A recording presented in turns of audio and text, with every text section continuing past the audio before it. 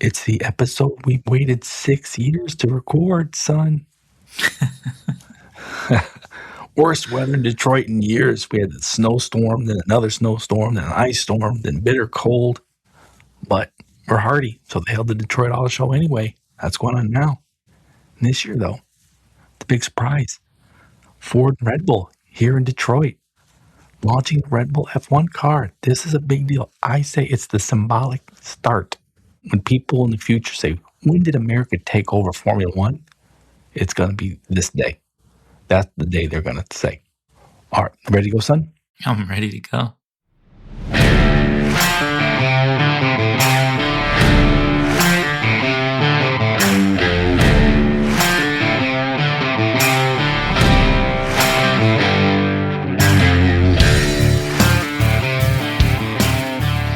Hello. Welcome to Hard Compound, an American take on Formula One with your hosts, Brian and Patrick. This is the episode we waited 6 years to record, the American takeover of Formula One. We have fought long and hard for this. Patrick's son, before I get your thoughts on this special episode, let me read to you. This is from Auto Week 2014. Gene Haas has proved his seriousness about entering Formula One by paying $20 million. Let me continue. U.S.-based Gene Haas, NASCAR team owner, who for the F1 project is already aligned with Ferrari, intends to make its debut in 2016, probably with at least one American at the wheel. Well, we did not get an American, and they are still linked up with Ferrari, but can you believe that? What an investment. Every team, including Lowly Haas, is worth over $1 billion. I think Williams is now worth $2 billion. American Equity just swooped in and took them from Claire.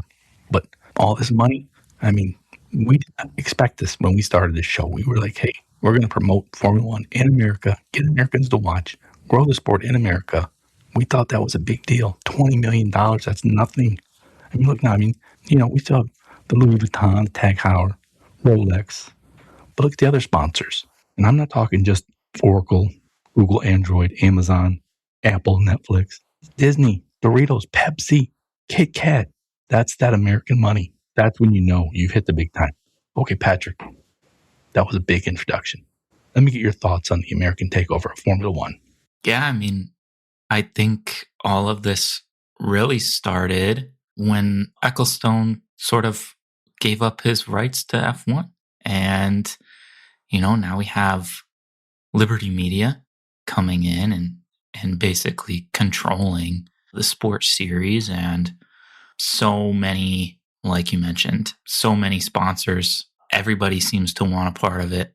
Obviously, the big streaming rights that Apple paid for this year comes to mind. And then we'll have what are considered two American teams in Cadillac and Haas now coming into 2026. Obviously, Ford with its partnership with Red Bull. There's a lot going on. We're still kind of waiting on a breakout American driver. And there's still, I think, a lot of work to be done on sort of integrating American engineering and sort of team ownership into the sport. But it's been a pretty quick rise, all things considered. You mentioned $20 million for Haas in 2014. That means that's like over 500x growth in a decade. That's pretty unbelievable. And you even think about, like you mentioned, Doralton. It is an American investment firm, owns Williams, basically. So in some respects, you could make the case that that's an American team. Yeah. It's here. It is well and truly present. But, when we started 6 years ago, it was really still kind of the start of what was happening. And so to see how much has changed in that time is pretty impressive. I know, I tried real hard to make Claire Williams my girlfriend. She rebuffed every offer. But my goodness, I would have said, Claire, just hold out another year, another 2 years. Williams won't be worth $100 million. It'll be worth $2 billion. Oof, I feel bad for my girl, Claire. But America, American money, American investors, American companies, sponsors swooped in. I mean, as you alluded to it, just a few years ago, we would turn on NBC Sports, which nobody got and nobody knows about. It's like, oh, will they show the race this week? And now Apple's writing a massive check. Give us the streaming rights. We did not see that coming. Even it's like we're going to sort of steadily grow this sport. This 10x or 500x, like you're suggesting, did not see that. I mean, I remember a couple years ago, I was out wearing I think it was a Red Bull cap. I've got different caps, and these high school guys are like, hey, you like Red Bull? I was like, yeah. You like Max? They were like, yeah. And they were just big Max fans, and I was like, wow. That was a bit of a canary in the coal mine moment. And now look, the Europeans may not want to hear this, but the premier race in F1 is Las Vegas, not Monaco. We got 3 races here in the U.S. locked up long term. We got private equity all circling every team. It's pretty remarkable. And one thing that we've also talked about is not just the American sort of takeover, like financial takeover, let's say, or getting more races here. One thing that I've harped on about is just how wisely, shrewdly Liberty Media, which now owns F1, has followed the NFL playbook. I get that a lot of people outside America don't pay attention to NFL, maybe don't care about the sport, don't like the sport, but just follow what the NFL is doing, how it uses multiple streaming and broadcast partners, how it does everything in its power to enforce parity, which is a completely radical concept to F1. F1 was always, who has the best money, who has the fastest car? And you don't catch them. It'll take you a decade. Every year, NFL, it's like, how do we make any team, small market team, big market team, they can compete, they can win. We don't know who's going to win today's football game. We don't know who's going to win next week's race, kind of a thing. That's a radical shift that I think a lot of European fans are going to have a hard time dealing with. But this NFL model of revenue growth, of expansion, and parity amongst teams is kind of going to be, I think, a recurring theme. Yeah, I mean, I think that's the key to American interest. It is hard, I think, for a lot of Americans to care or appreciate a sport that is dominated by a single team. I think that's why we're getting more and more hate for the Los Angeles Dodgers, why fewer and fewer people are watching MLB. It's because, well, you get one team that's paying $1.5 billion for their roster, and the rest of the league is paying $100 million. Well, yeah, they're going to win every year. Right. Nobody wants to watch that. Nobody cares. Right. So I think it's important to sort of gain American interest for there to be parity, like you're mentioning. And because that has been sort of injected into the sport over the last several years, cost cap and other sort of regulatory revisements, people are starting to become more interested and enjoy watching more and more. And obviously that's important to the growth of the sport. That's important to American interests. And then that, I think, is when you get all of these sponsors who are just throwing wads of cash at the sport because they realize, well, there's more eyes on it. And there's more eyes by people who are willing to then spend their money. So all of it is important. All of it is valid. But I think, yeah, the biggest part, like you're mentioning, is making sure that Americans remain engaged and interested. And that starts with a parity. Yeah, we keep hearing these rumors that, Mercedes has unlocked a loophole in the new rules for 2026. They'll be so much faster. But that won't last. Even if they get a year out of it, it won't be like back when they had Lewis and Bottas in a car that no one could catch for years. Liberty Media using the NFL playbook, trying to lock in parity to make every race kind of competitive. It starts with the spending cap. That helps smaller teams, like in the NFL, we have small market teams like, say, Green Bay, Buffalo, which both made it into the playoffs.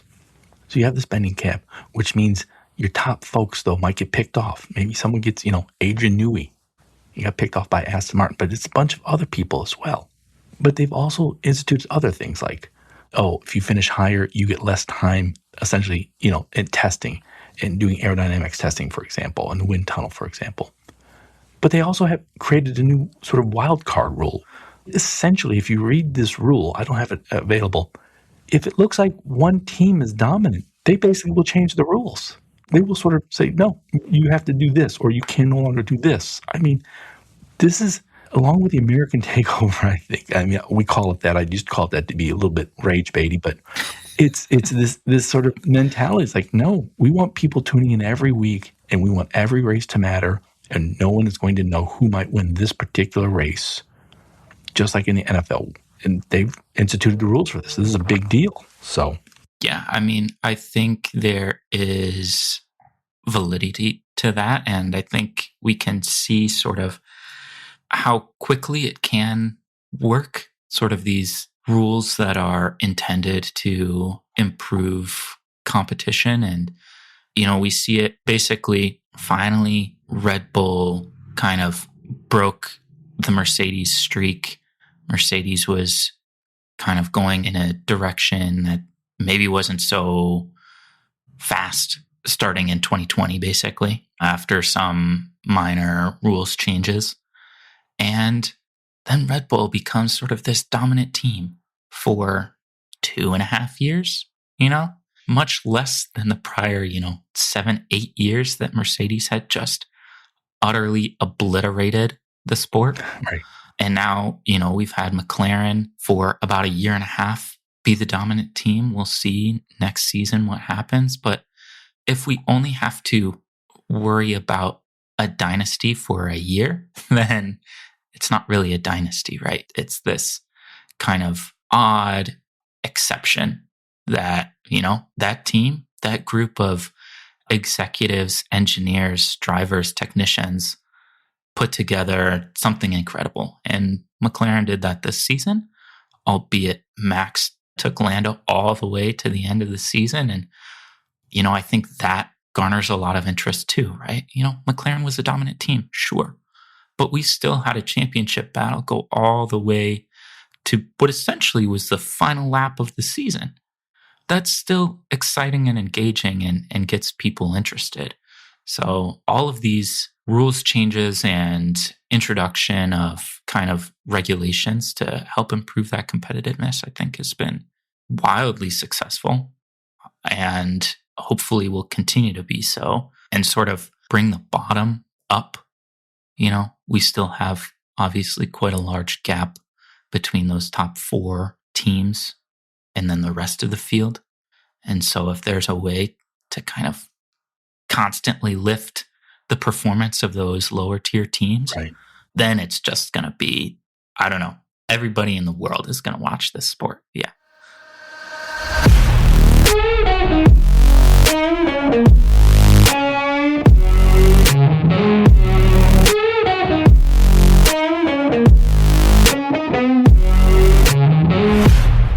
Switching to the soft compound. It has been 60 years. 60 years. Or is it 50? 50 years, I think, since Ford beat Ferrari at Le Mans. It's pretty amazing. And here we are now, Ford teaming up with Red Bull. The launch of the new Red Bull F1 car for 2026 here in Detroit at an event held by Ford.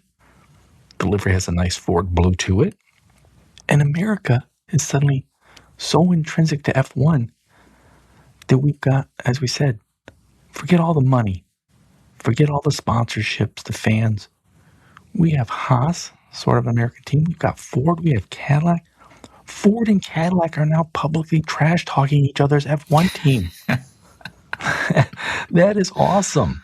And then they had at the event, Ford CEO Jim Farley was asked about F1, he was asked about Red Bull, he was asked about Max, and his answers were very astute. He knows the sport. That was just great to see. And like the GM Cadillac CEO said something. He said, there's definitely a national pride element to this. He said, F1 is innovation on the biggest stage imaginable. The U.S. didn't have a seat at the table until now. Now they do. We've got basically 3 teams. But I'm going to ask you, how and or when did it happen for you, you becoming an F1 fan? So I'll just say the Ford GT40 that beat Ferrari at Le Mans. Probably the greatest car ever made. Yeah. So F off any Brits that think otherwise. It's not true. It's the best car ever. It's certainly the best looking car ever. Yeah. My goodness. How did I become an F1 fan? Honestly, just randomly, I think. Somehow on an NBC Sports feed that I didn't even know I could watch, saw a race, and this was back in 2011, 2012, something like that. And Alonso was racing for Ferrari in Spain, pretty sure. And I don't know, it was just kind of incredible. I thought his driving was pretty remarkable. I had obviously no idea who he was at the time. Decided that guy is my favorite driver. And turns out he's a two-time world champion and basically the longest ever driver in the sport. I mean, that would hook you. Alonso and Ferrari in Spain. Yeah. I mean, that would definitely grab you. Yeah. And so after that, just kind of continued watching whenever I could. And, eventually ESPN got those rights. Was easier to see those races. And I mean, a lot of those seasons where Mercedes was just dominant was not the greatest spectacle, but it was still a lot of fun to watch, especially the Hamilton-Rosberg battles that we got to see. Yeah. I mean, some of that was just incredible racing, and then Max joins the sport and is just this insanely talented teenager, just sort of throwing a wrecking ball into the sport. I don't know. There's been so many changes and fun moments, and I think we're starting to get to the best the sport has ever been. And so that's exciting. Yeah, you mentioned Max, and you just think sort of the serendipity of all of these things happening. Bernie, as you say, is selling out to Liberty Media. So Liberty Media, like, we're going to take this big time. The sponsor money, the tech money, Max joining. I mean, Max, I call Max the Michael Jordan of F1. And not just because I think he's the greatest, most competitive ever. It's just his entrance, like Michael Jordan, sort of essentially ratcheted up interest in the sport, tenfold, let's say. We had COVID and people were at home watching Netflix and they have Drive to Survive. So I think there was these sort of serendipitous moments that all sort of coalesced. In my lifetime, I guess the closest I could think of would be the NCAA championship between Magic Johnson and Larry Bird. Prior to them, NCAA basketball was an extremely niche sport. NBA basketball had no money. Okay. And they sort of changed. And I think all of these things just sort of happened at hyperspeed for F1 in America. We had the Larry Bird, Magic Johnson moment. We had the Michael Jordan joining moment. All of those things. Like when Turner Broadcasting said, "Oh, I own the Atlanta Braves. Let me just start putting games on every night on my feed, which anybody around the country can pick up." And that sort of generated massive interest in sports. ESPN saying, "Oh, we got this cable channel that never shuts down. We'll just put on sports, any sport, all the time." So I think we've had all these great moments. And F1, it just really has worked out well. And I guess for me, it was just, started in drips. It was a little kid on Saturday morning. We did not have sports much, definitely not any sports news, but once a week we had Wide World of Sports. Jackie Stewart was there. He was no longer racing, I don't think, but he would, periodically show clips, especially from Monaco. And, a little boy in Detroit, I think, man, that's so far away. That looks so exciting and glamorous. Racing fast in Monaco. So I think that hooked me.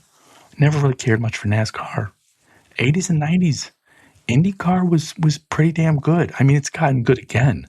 And I couldn't see F1 then, so I just watched IndyCar. But then in the 90s, I mean, you just had some legends, the 90s and early 2000s.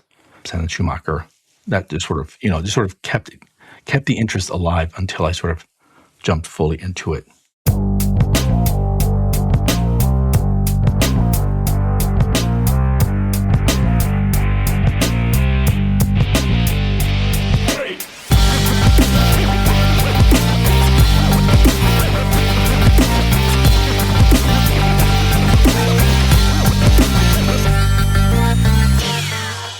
Okay, our Dirty Year segment. We've discussed the good of the American Takeover Formula One. Now let's talk about the bad, or the stuff that we still need to work on. When are we going to have an American driver, Patrick, who's up there? Not Logan Sargent. I don't want to knock Logan. He's a fine driver, but a solid F1 driver.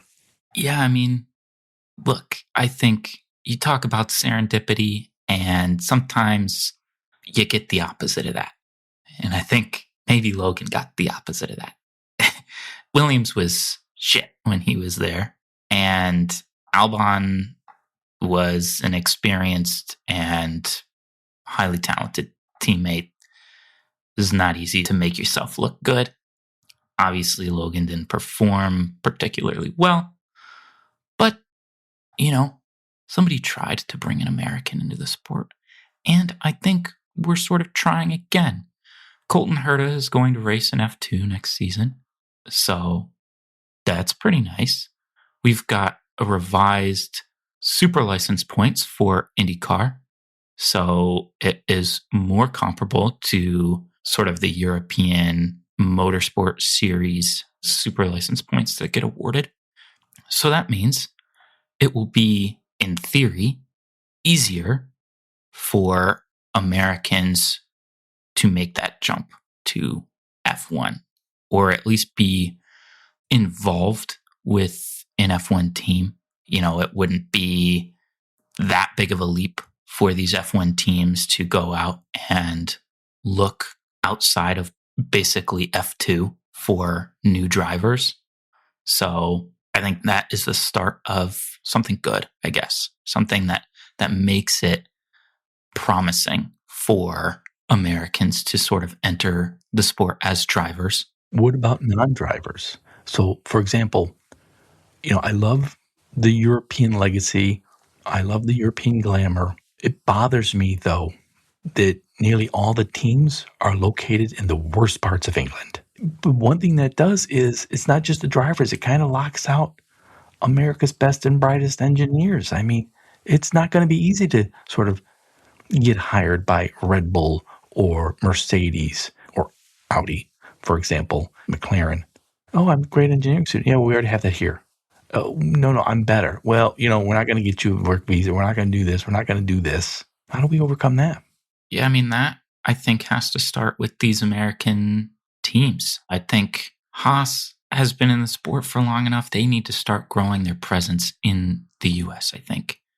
At the time they entered, it made sense to focus your efforts in Europe and sort of establish your team. And that's fine. I think at this point, you're good. You've been there almost 10 years now, basically. You should grow your presence here. And then obviously Cadillac and Ford. I think Ford has some operations in the US naturally. And then Cadillac, I think, has a minor sort of presence, but they're focusing a lot of their efforts in Europe as well. And so I think that needs to change soon. I understand kind of because of the sort of legacy of every team being located and basically headquartered in Europe and almost all of them in England, it makes sense to sort of first get your feet wet there. But I think, growing that presence in the States, maybe forming partnerships with universities. Obviously, a lot of the European teams do that. And sort of establishing degrees in motorsport. And that is also something that they do in Europe. I did not know that. Obviously, we have things in schools like Formula SAE, and that's great. That gets students exposed to motorsport and developing essentially race cars. And there's competition for that. So these are all good things that are already established here in schools and universities. And so increasing funding and just presence, I think, is frankly easy and should be done and will benefit those teams, benefit the sport.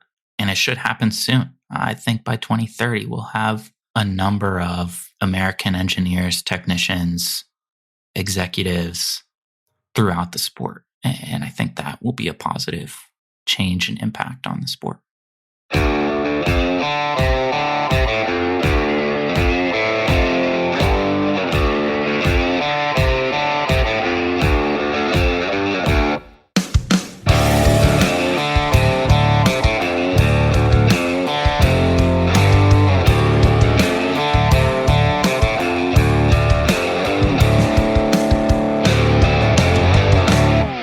Okay, Patrick, we've hailed the American takeover Formula One.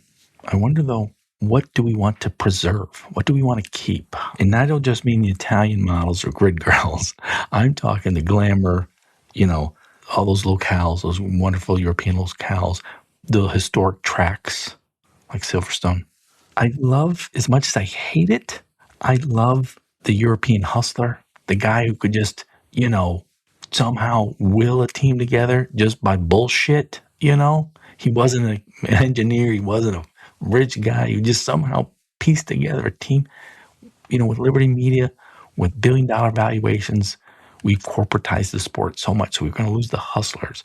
One thing I always hated about Europeans, but just also deeply admired, but they would always have these bureaucracies and regulatory bodies and agencies. We have the FIA. What the fuck does the FIA do? What does F1 do?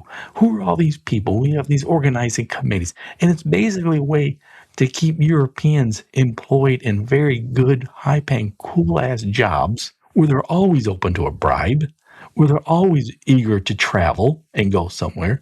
It's such a good life. And I hate that as an American because I'm like, that's not fair. But I'm like, oh, I kind of love that too. It's like the European little cast. It's like, look, Austin's fine. But, if I'm going to go see a race, how about I do it in Monaco? How about I do it in Barcelona? I mean, there's things I want to preserve. Yeah, I mean, I think there's a few things for me.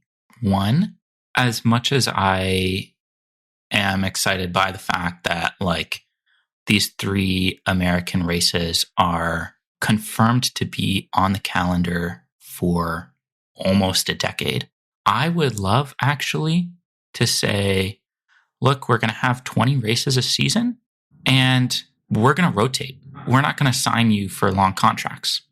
We're going to say there's going to be 7 European races, 5 Asian races, 4 American races, so we get 2 in the US, so Mexico and Canada, let's say. Brazil, things like that, right? Just rotate through. And then we still go to all these cool places, continents all over the world. We're still traveling and seeing those every year. But it's not the same place every single year. I think that is what the sport needs. We don't need just stale, stagnant. Obviously, it makes sense from an administrative standpoint. It's just yeah, we're going to sign long-term deals. We know these places can handle it. That's it. We're done. Easy.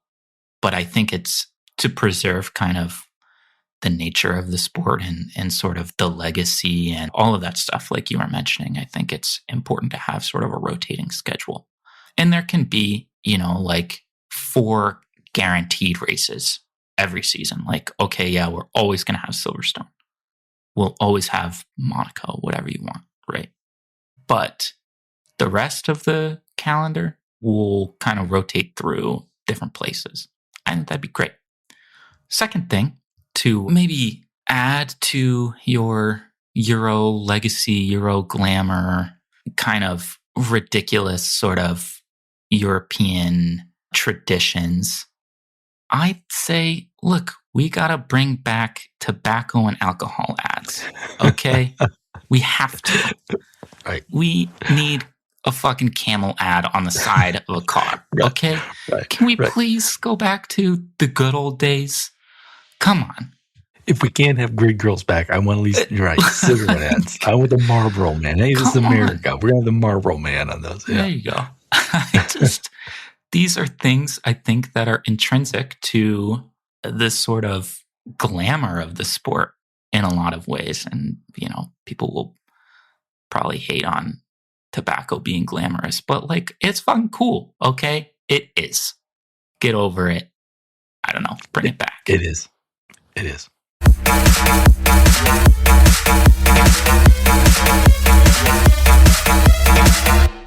Across the line.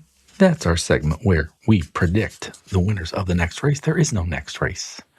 We haven't even finished testing yet. We haven't even really started it much. I know Cadillac was out there. I think maybe Ferrari, Audi, the former Sauber team. So for this across the line, where do we think the American teams, as I'm calling them, are going to sort of end up? So we have Ford, Red Bull, we have Cadillac, we have Haas. Which team, Patrick, of those three do you think gets the most points in 2026? I mean, I have to assume it will be Ford Red Bull. Yeah. It's the most well-established and top-performing team of the three. And then you have Max. So Right. I just... Max and Isaac. Well, then how do you Max think literally beat Ferrari by himself last season. Right. So how do you think the order will pan out between Ford, Cadillac, and Haas? I believe Cadillac will do okay. And they have two well-established veteran drivers coming in that should be able to handle and sort of help the team work through certain things. Yeah. We've kind of knocked Cadillac for choosing kind of boring Bottas and Sergio. It's boring. But I think in their defense, except for Alonso Stroll at Aston Martin, that is the longest. They would have the most F1 races under their belt of any team, I think. So I can't do that in my head, but potentially could be Lewis Leclerc. Yeah, right? It could be Lewis and Charles. It's a lot. Yeah. But okay. But yeah, it is boring, but it makes sense for a team that is just joining to make sure they have well-established drivers. And then Haas, I thought Haas did quite well this year. I think Ollie Behrman is a budding star, but they have not proven to be able to really break into the top, say, 6, really. I think their partnership, if you can call it that, with Toyota is big and important and will improve their chances of success. But I still see kind of that well-established Ford Red Bull pair as sort of the top contender here. And then Cadillac, I think, is a team that has just put a lot of time, effort, money, resources into developing this team, this car, a strategy for Formula One entry this season. And, I think it will work out better for them this year than it does Haas. Yeah. And, Haas has so long been a reflection of Gunther Steiner, his personality. But I also think it's just been, held back by Gene Haas's limited investment. There's just no infrastructure at Haas. It's just everything outsourced. They've not built anything up. So every year it's almost like a new year. Whereas Williams, let me look at Williams. Bottom. I mean, for so long, but slowly moving up. Once the private equity money was invested in them, they had James Voles taking over leadership of the team, the operation of the team. They've sort of moved up. This year, I think in 2025, I believe they finished 5th. This year, we think they'll likely finish 5th again. There's just right now, it's still going to be hard to crack that top 4. Whereas Haas, I think it's like every year's a new year sort of a thing. Because I think of all the drivers, we know how good Max is. We kind of think Isaac Hadjar is a budding star. Sergio and Bottas are not new commodities. We know what they'll do. And then Haas is Ocon, Behrman. Ocon just seems to be not improving. I think he's peaked and he's sort of saddled at Haas. But Behrman looks good. Who do you think then of the 6 drivers for the American teams, how do you think the order will play out? Ooh, well, yeah, I think Max should be at the top of that list naturally, probably by a wide margin. And then it's hard to say. I have to assume that Red Bull and Ford will kind of get their stuff together here, and it won't put out such an unruly car, if you can call it that, from this season. So I think Hadjar will have a much better time than Yuki or Liam had in 2025. And I think he'll have the second most points among those 6 drivers. Then I am going to go, this is a tough one. I think both Cadillac drivers will outscore both Haas drivers. Oh, wow. Maybe not by a wide margin, but I think they will. So they're both using, because Cadillac will have its own engine, but in a few years. So they're using Ferrari as well, right? Yeah. Okay. So I think it will be Bottas, Perez, Behrman, Ocon. Okay. So you have, of the 6 drivers for the American teams, Max Hadjar, Valtteri Bottas, Sergio Perez, Ali Behrman, then Esteban Ocon. I almost agree. I'm going Max Hadjar, Sergio, then Bottas, then Behrman, then Ocon. All right. I want to thank you all for listening to everybody's most beloved father and son F1 podcast. It is much appreciated. And to our European friends, please get used to this. America's outsized influence on F1 is real. Wait, is it going to last, Patrick? There's been so many crash and burn efforts in F1 in its past. Teams, owners, America's presence. I don't think this is going to crash and burn. I think this is a whole new world that the Ford, Cadillac, that the Americanized version of Toyota, I think this is going to last, don't you? I think our European friends need to get used to this. I think it's going to last because I think there is too much money being put in by people and corporations with well-established backing. So I think it lasts.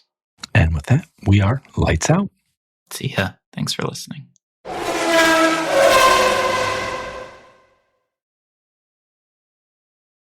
You just finished listening to Hard Compound, recorded in Ann Arbor, Michigan, and around the world.